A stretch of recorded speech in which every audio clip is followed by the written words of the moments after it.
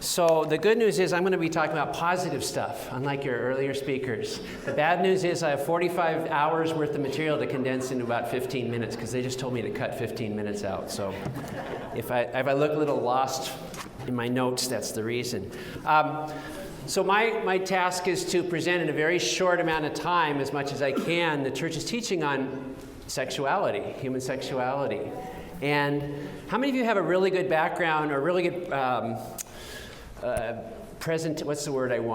learned about sexuality in a very complete, full way from your parents, from your school? You think, yeah, this was a great introduction to human sexuality.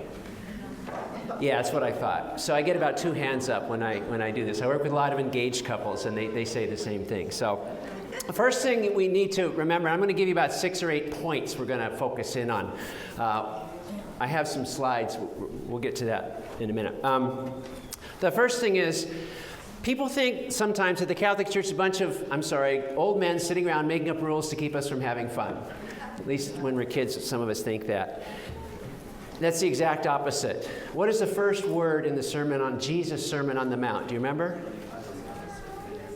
Happy are those who, or blessed are those who, and actually the word in Latin is beatus, fulfilled are those who follow God's plan. Now, happy is not the same as having fun. Do any of you work out? Any of you are going to diet? Any of the things like that? A few of you? None of you? None of you work out? Martin, you like working out. It's not always fun, but it gives us what we want. It gives us a fulfilled life. And that's what Jesus is about, is a fulfilled life. We live in a great society, does many wonderful things. Most people have enough to eat, great technology, concerns about equality. But our society is relentlessly trying to catechize us, and now our legislature is mandating, or trying to mandate, that they catechize us in things that will not necessarily make us happy. We believe God made us, we know God made us, and God knows what will make us happy, so we need to look at the instructions we've received. The other thing I want to mention, and you probably already know this, of course, is the Catholic Church's teaching on sexuality is considered controversial. Of course, our leader was considered controversial, right? Jesus? What happened to him, by the way?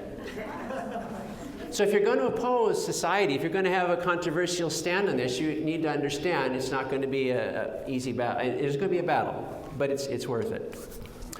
So the first of several points I want to make is our bodies are important. Okay? We have inherited a philosophical mistake that thinks that which is more important, our mind or our body? Our soul or our body? Wrong. That's a heresy. The Catholic Church teaches that our bodies and our souls are inseparable. In fact, when we separate our body and the soul, what would that be? Death. That would be death, right. Just like you can't separate the front and the back of a sheet of paper. Okay? So that's the first thing. Our bodies are important. Every Sunday at Mass we say, I believe in the Holy Spirit, the Holy Catholic Church, communion of saints, forgiveness of sins, the resurrection of the body. We are going to have our bodies for eternity. Maybe they'll look like this. Who knows? Hopefully not.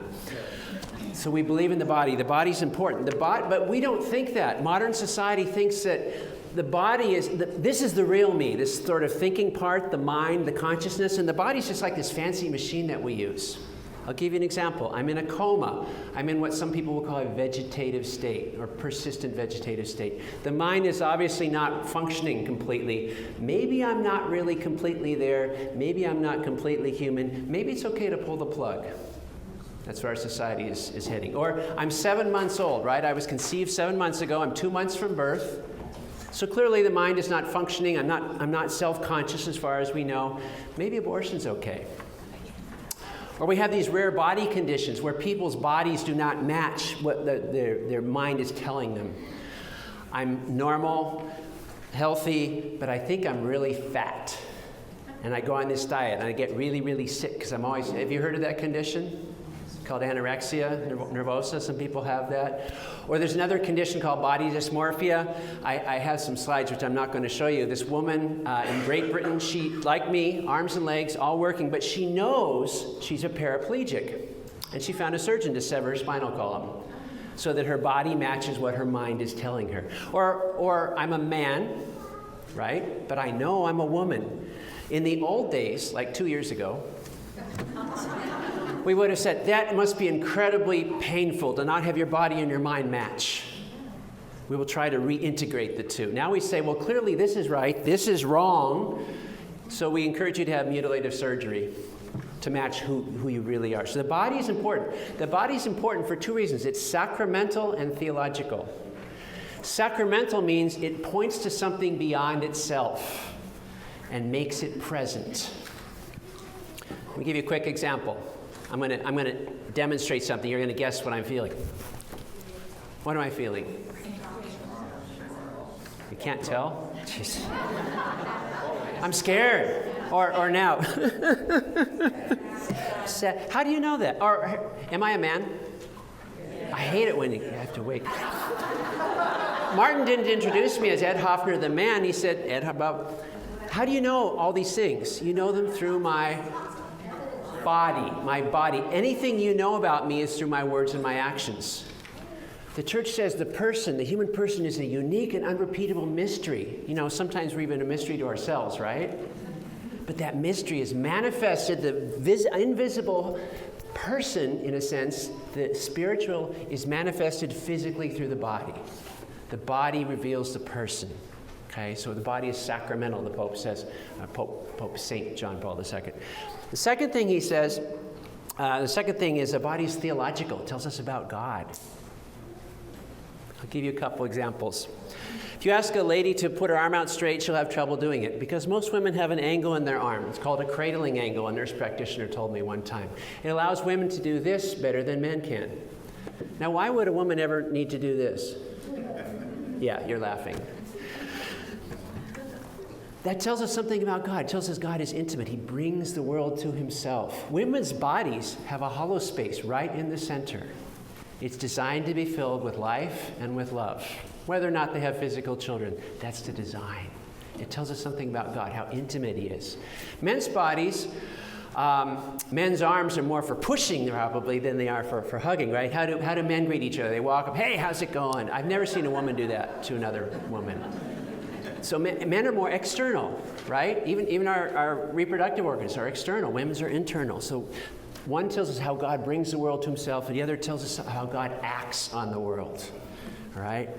You give a baby to a woman, typically she will think, oh, so cute. You give it to a guy, he'll go. I've never seen a woman do that, okay? It's the design. So that's the first thing I want you to remember, is that the body is important. So the body has a meaning, okay?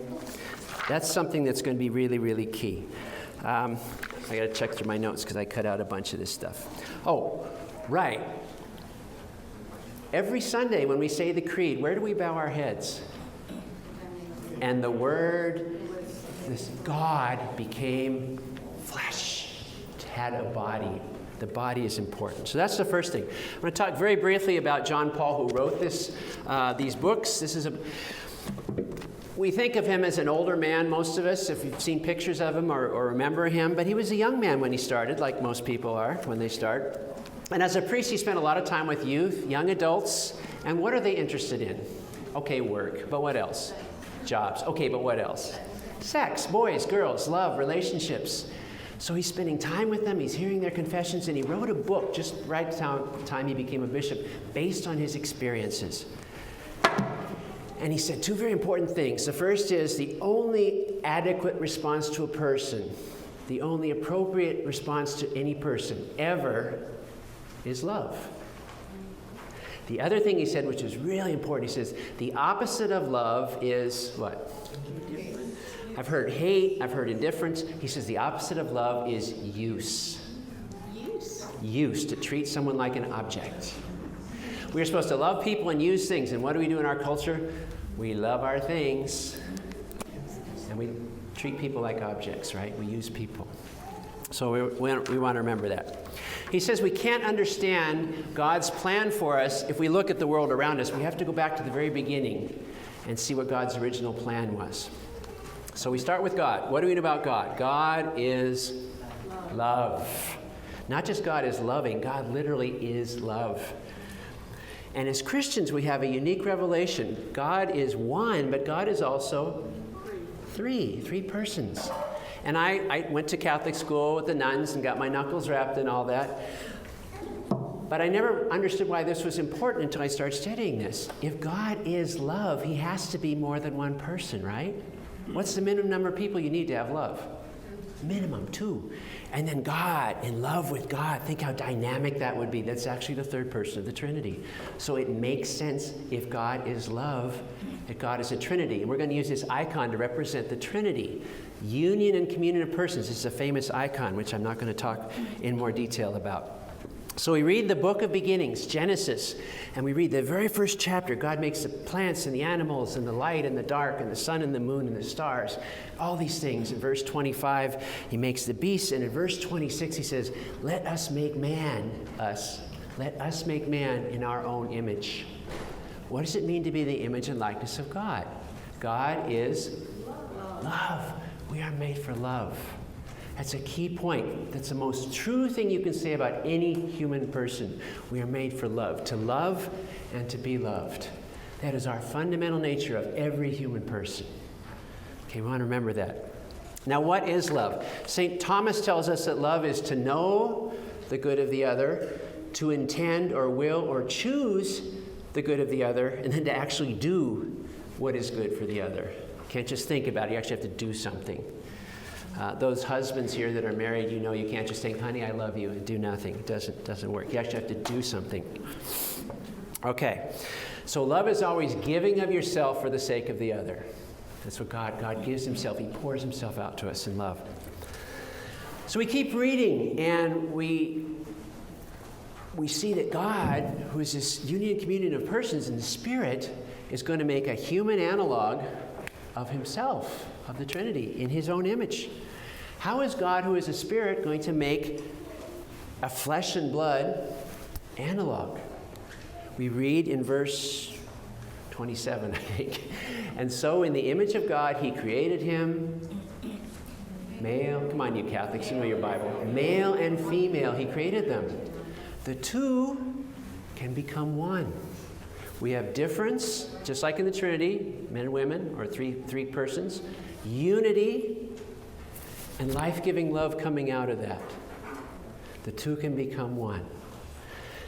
The Holy Father, Pope St. John Paul II, said this moment of union is the closest we come to the image and likeness of God in this life.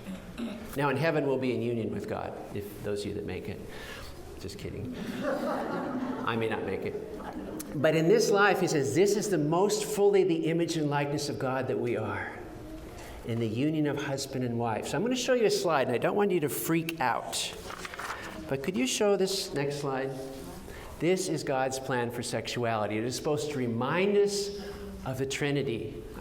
I'm sure you don't always think of that when you're becoming one flesh, but that's the intention. That was why God designed it, to remind us, to give us a little taste of heaven. If you live marriage right, it's supposed to be a little taste of heaven. If you live it wrong, of course, like the other place. But that's the intention. And how many of you are married? I'm going to give you a little secret. Your spouse will never satisfy you.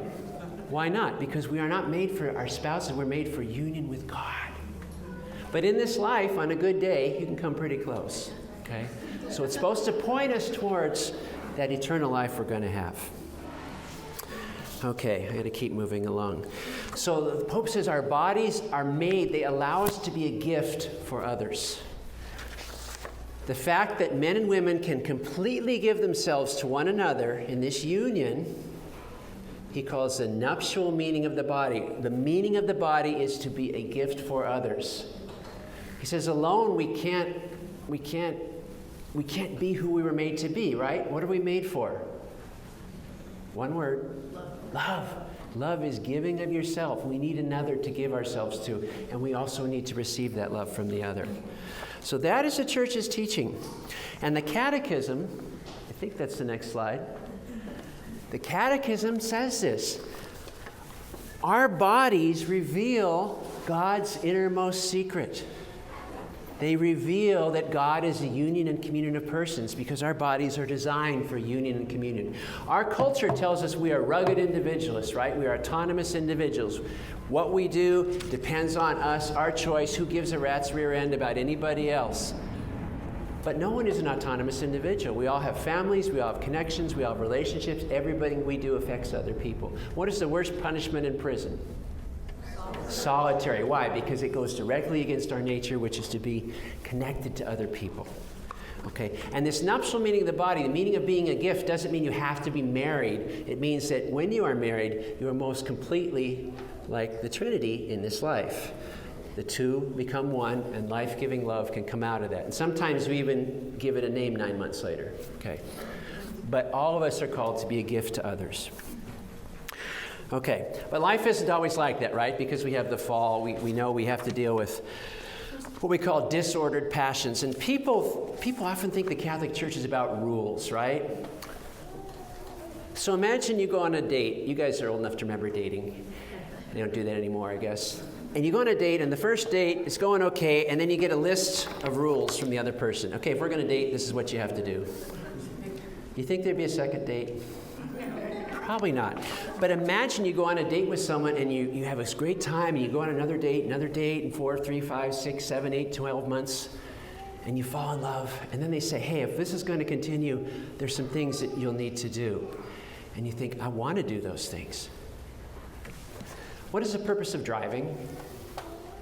It's to get somewhere, right? Are there laws? Are there rules about driving? Yeah. Is the purpose of driving to follow the rules? No. But if you want to get where you're going, do you need to follow the rules? Yeah. So the church isn't about rules, it's about relationships. It's very, very important. And the Holy Father talks about this a lot. And he says, I'm trying to figure out what I can cut out here. Well, let's look at the next slide.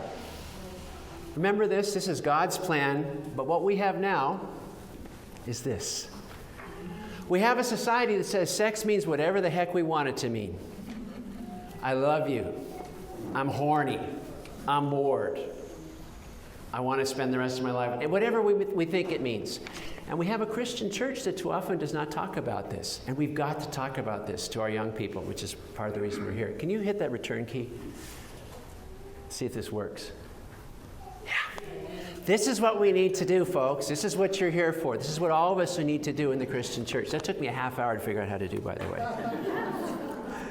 But we all suffer from something called concupiscence, disordered desires. Not that the desires are bad, it's they're out of order. We want maybe good things, but at the wrong time, wrong place, wrong reason. So I want to have a beer, that's fine. I want to have a beer before I drive home, maybe not, fine.